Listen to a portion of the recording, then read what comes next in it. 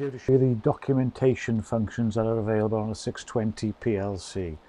When you first fire up the PLC and go into the program, you're presented with this screen, which is the documentation header box.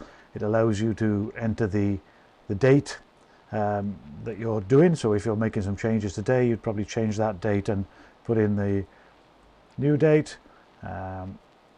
For example, if I want to make it the 21st of February 21, there we go. And when I hit enter, this box will disappear. Before we let it disappear though, please have a look at the various lines in the box.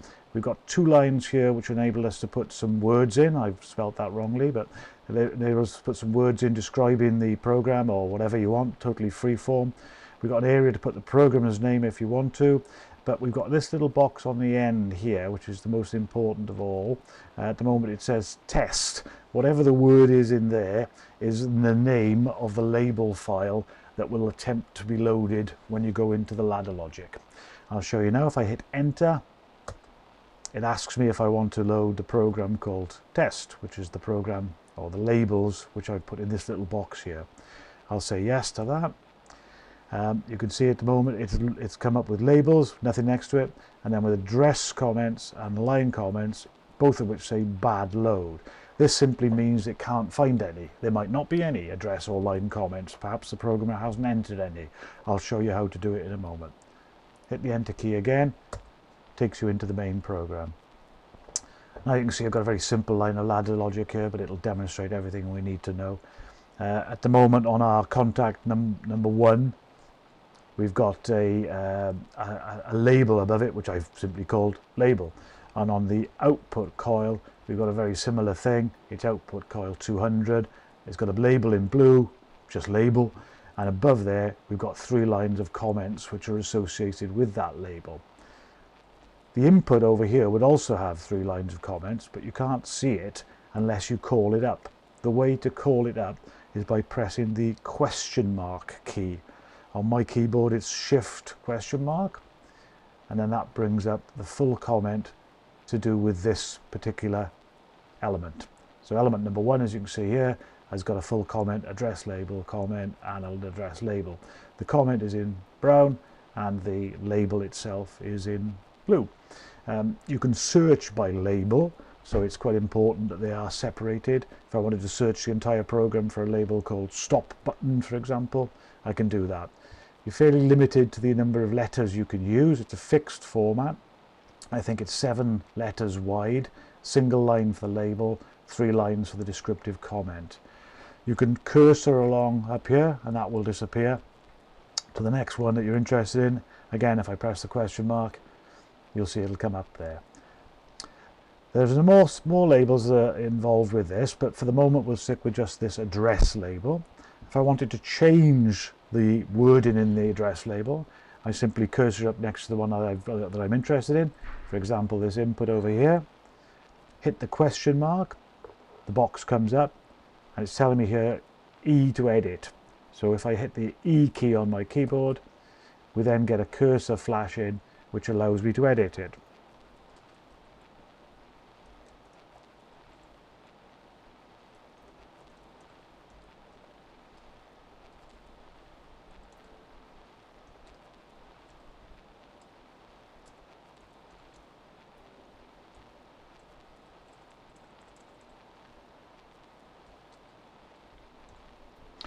Hit the enter key to accept the edit. I've now edited it. I'll just go back with the question mark and pull it back up again. E to edit. Just going to go down here and change that B to a capital B. Hit the enter key. It saves it. Cursor along to the next one. Do the same. Hit the question mark. E to edit.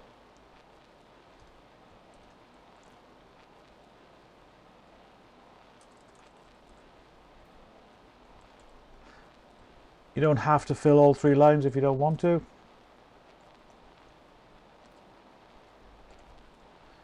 There we go. So we have 2 labels. Now, also associated with each contact is a full page comment. To get to the full page comment, we go the same route, cursor next to the one we're interested in, hit the question mark to bring up the first box, hit the question mark again and you'll get a full screen box. Again, E allows you to edit it.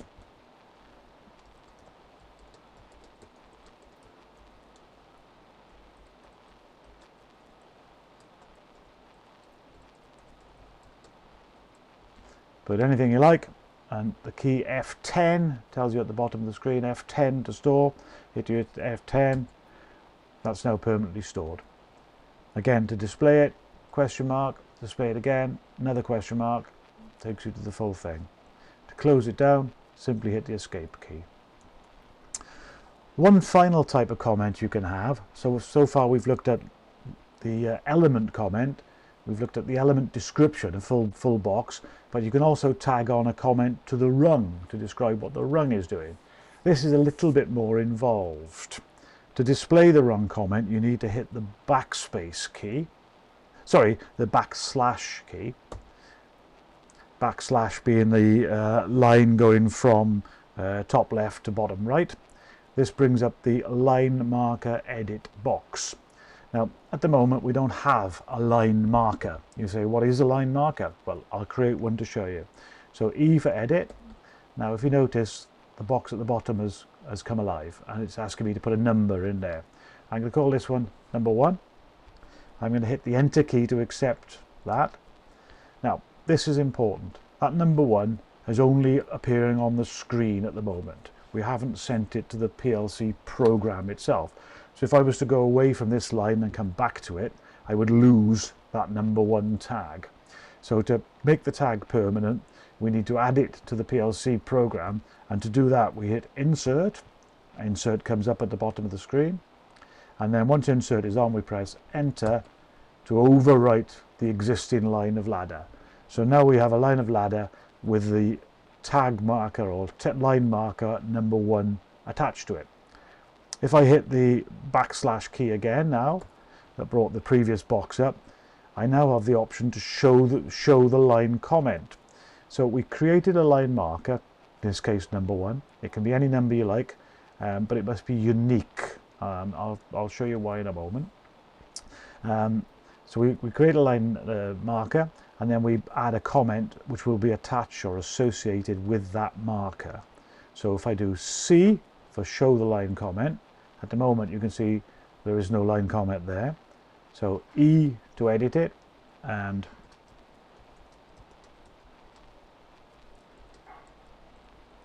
enter a comment, F10 to save it. Now this time if I go back and hit the backslash again, and now I can show the comment, and there it is. There's my line comment. So perfect. Escape key takes me back out of that. Now I'll enter another line of ladder logic. So if I go down to enter a new line, I'll do Alt F8 to clear the screen, and I'll just put some arbitrary program in here. And there we go. We've got another line of logic. I'll hit the backslash to create a line marker. This time I'll call it number 2. I'll do insert and enter to make it permanent. I'll do the backslash again, and I'll show the line marker. Nothing there, so I'll edit it.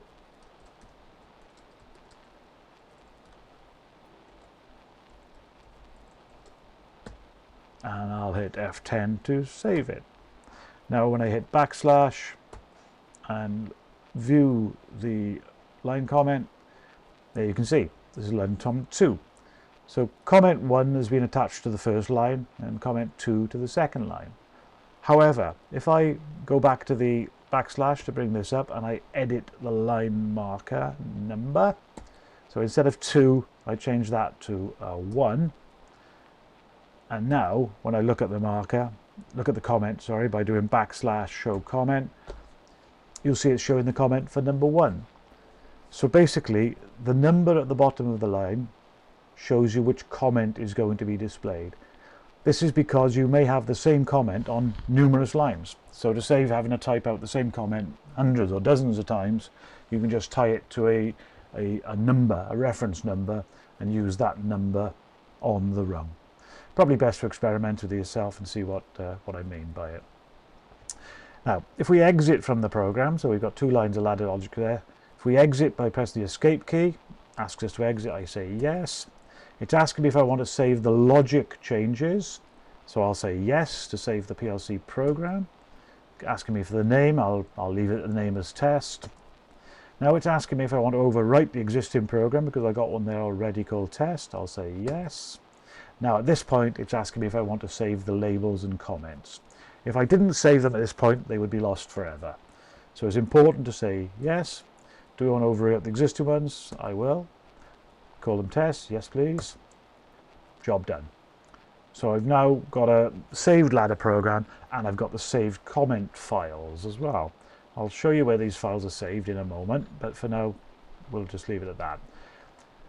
If I want to edit those comments, I can do it on the ladder or I can do them independently. If I hit the escape key to take me back up to the top menu, and I can go into F3, which is documentation functions, I can edit the various things. So the address label editor that we were just using, if I go F2 into that, you'll see this is an address label editor. Now I saved a program called test, so if I F9 to load, and I load test, and there we are. There's the one I made. If you remember, I called it label 001. I can now edit the label. It's there.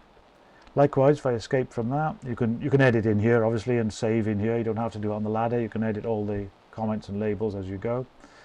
If I just escape from that, we can have a look at the line comment editor, F4. Again, if I load the program called test, there's my first line comment. If I page down, there's my second line comment. So this is a way of doing all your line comments. So again, you could do the line comments offline. If you wanted a different language, for example, you could edit the comments in here for the different language and just load the different language file when you come to load the ladder logic. I'm just going to escape back out of here. I'm going to go back into the program once more just to remind us of a few things. So when we first load the ladder logic, I'm going to load my program called test again. We get this box. The word in this file, in this small box here, is the name of the label file that it will try to load. If you've got nothing in there, it's not a problem. It will not try to load anything. And you can always tell it a different file later, and I'll show you how to do that now. So I'm just going to load test, and this time you'll see it didn't come up with any bad loads because we have label comments, we have label line comments, and we have label descriptions. There are a few other little things that we can see. If I go back out to the configuration at the top end menu, F6 software configuration, and if I go into the operational modes on F2, I can put the full-time detail on F4 to on. Exit from that, save the configuration,